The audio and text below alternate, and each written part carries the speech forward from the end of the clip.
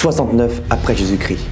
La mort violente de Néron laisse le trône impérial vacant, car il n'a pas désigné de successeur comme l'imposait la tradition romaine. Des troubles s'abattent sur l'Empire, et les prétendants au trône s'arrachent le pouvoir par la force. C'est la première guerre civile durant l'Empire. 4 hommes luttent les uns contre les autres pour devenir princeps, le premier citoyen romain. On appelle ce temps l'année des 4 empereurs. Vespasien, alors gouverneur de Judée, grand militaire et homme politique, sort vainqueur de cette guerre. C'est l'avènement des Flaviens, les 3 prochains empereurs de Rome. Un an après l'installation de Vespasien sur le trône impérial, une grande révolte ravage la Judée. Et c'est son fils Titus qui va y faire face. La Pax Romana, chère au premier citoyen Octave, n'est qu'un souvenir. Un rêve que veut remettre en place les Flaviens. Aujourd'hui, je vais vous parler de Titus et de la révolte judéenne, de son amour impossible avec la princesse d'un peuple vaincu, et de son impact sur la littérature française, notamment sur la dramaturgie classique.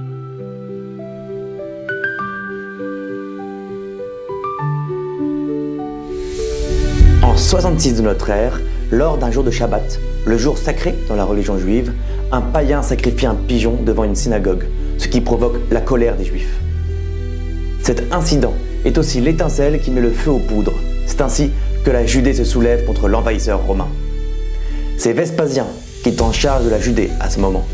Cependant, en 69, il part à Rome pour prendre le pouvoir et son fils Titus devient commandant des légions romaines du Moyen-Orient et responsable de la première guerre entre Rome et la Judée. C'est à ce moment qu'il fit la rencontre de la belle Bérénice.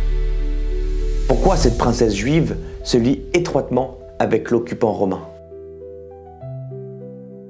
En 68, lors de l'année des 3 empereurs, Vespasien, alors encore gouverneur de Judée, envoie son fils aîné, Titus, saluer Galba, successeur de Néron. Mais, pendant son voyage, Galba est assassiné par Othon, un autre prétendant au trône. Ce qui remet en question le bien fondé de la mission de Titus. Tacite ajoute, certains racontent qu'il rebroussa chemin à cause de son désir de revoir la reine Bérénice.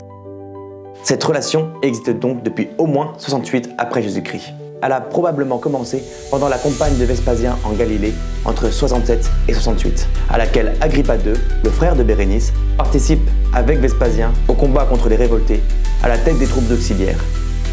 Titus est alors veuf et âgé de 29 ans, tandis que Bérénice en a 40. Lorsque Vespasien accède au trône impérial, Bérénice lui offre de magnifiques présents. Et Tacite nous dit que l'empereur est aussi tombé sous son charme, à la fleur de l'âge et de la beauté. Titus et la famille royale judéenne continuent le combat contre les révoltés. En 70, ils rasent le second temple de Jérusalem. Celui-ci ne sera jamais reconstruit. Et, aujourd'hui, il ne reste que les murs des lamentations. Lorsque Titus entre à Rome pour assister à son triomphe, Bérénice ne le suit pas.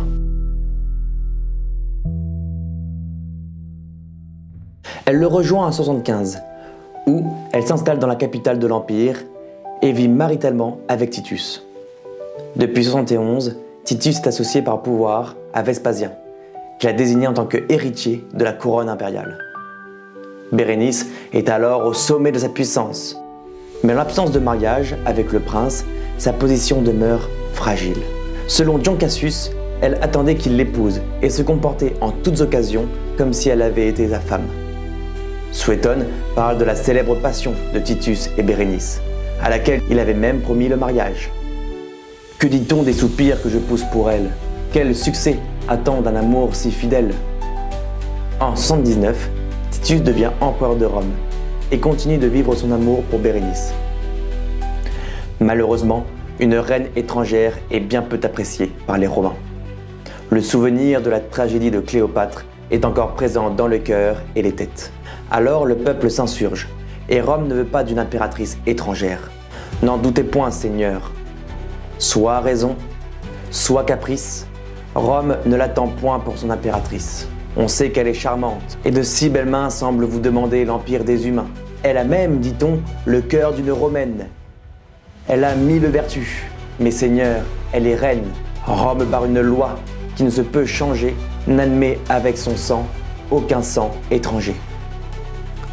L'amour entre Titus et Bérénice semble si pur Et l'on sait tous que l'amour triomphe toujours. Bérénice déclame son admiration pour son amant. De cette nuit, Phénice, as-tu vu la splendeur? Tes yeux ne sont-ils pas tous pleins de sa grandeur?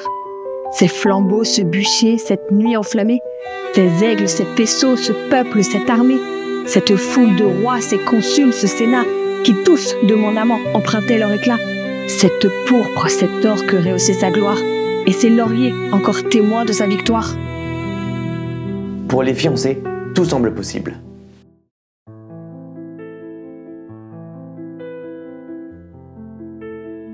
Le peuple gronde, le Sénat se renferme. Les Romains ne veulent absolument pas d'une impératrice étrangère. Alors Titus manœuvre pour garder la reine juive auprès de lui. Pour jamais je vais m'en séparer. Mon cœur en ce moment ne vient pas de se rendre. Si je t'avais parlé, si j'ai voulu t'entendre, je voulais que ton zèle achevât en secret de confondre un amour qui se tait à regret. Bérénice a longtemps balancé la victoire, et si je penche enfin du côté de ma gloire, crois qu'il m'en a coûté. Alors les troubles en ville commencent, et la pression sur l'empereur s'exacerbe. Et la rencontre fatale entre les deux amants, celle où Titus va briser son cœur et celui de son amour devient inévitable. La préparation de cette discussion est difficile. Il se parle à lui-même en disant « Eh bien, Titus, que viens-tu faire? Bérénice t'attend. Où viens-tu, téméraire? Tes adieux sont-ils prêts? T'es-tu bien consulté? Ton cœur te permet-il assez de cruauté? Et le pire vient. » Vous êtes empereur, Seigneur, et vous pleurez? Oui, madame, il est vrai. Je pleure, je soupire, je frémis. Mais enfin, quand j'acceptais l'Empire, Rome me fit jurer de maintenir ses droits. Il les faut maintenir. C'est sur ces mots que Titus renvoie Bérénice en Judée, où il passera la fin de sa vie. Suétone écrit qu'il la renvoie, malgré lui, malgré elle. Invitus, invitam. C'est cette phrase qui est à l'origine des tragédies de Corneille et de Racine que j'ai utilisées dans cette vidéo. Cette histoire atteint l'universel, car elle met en avant un choix, un dilemme impossible. D'un côté, l'honneur, la raison d'État, et de l'autre, les sentiments, l'amour et le cœur. Cette notion est bien présente dans le théâtre classique. On la retrouve avec le Cid, mais aussi aux côtés de nos voisins anglais, avec Roméo et Juliette. Au-delà de cet amour, Titus aura eu un règne tragique. Il fera face à l'éruption du Vésuve, un incendie démentiel semblable à celui qui a ravagé la ville du temps de Néron à Rome, ainsi qu'une épidémie de peste. Tout cela en 2 ans. Il a toujours su faire face, et il est considéré comme un bon empereur. Et lorsqu'il meurt, son petit frère et successeur Domitien le divinise. Bérénice, quant à elle, meurt à une date inconnue, vraisemblablement dans le palais de son frère.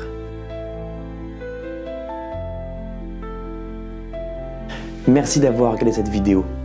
Vous êtes presque 100 abonnés et merci de votre confiance. Continuez à partager, commenter, liker, ça me fait beaucoup de visibilité. C'était Philippe pour Ad Historiam. Oui, madame, il est vrai, je pleure, je soupire, je frémis. Mais enfin, quand j'acceptais l'Empire, Rome me fit jurer de maintenir ses droits. Il les faut maintenir déjà plus d'une fois. Rome, un de mes pareils, exerçait la constance. Ah, si vous remontiez jusqu'à sa naissance, vous les verriez toujours à ses ordres soumis. L'un jaloux de sa foi va chez les ennemis.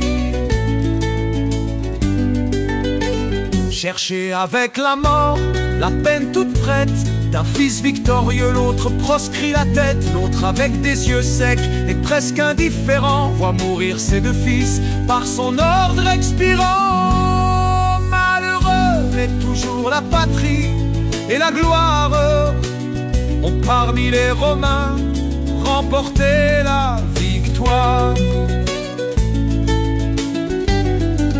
Je sais qu'en vous quittant, le malheureux Titus passe l'austérité de toutes leurs vertus, qu'elle n'approche point de cet effort insigne. Mais madame, après tout, me croyez-vous indigne de laisser un exemple à la postérité qui sans de grands efforts ne puisse être imité?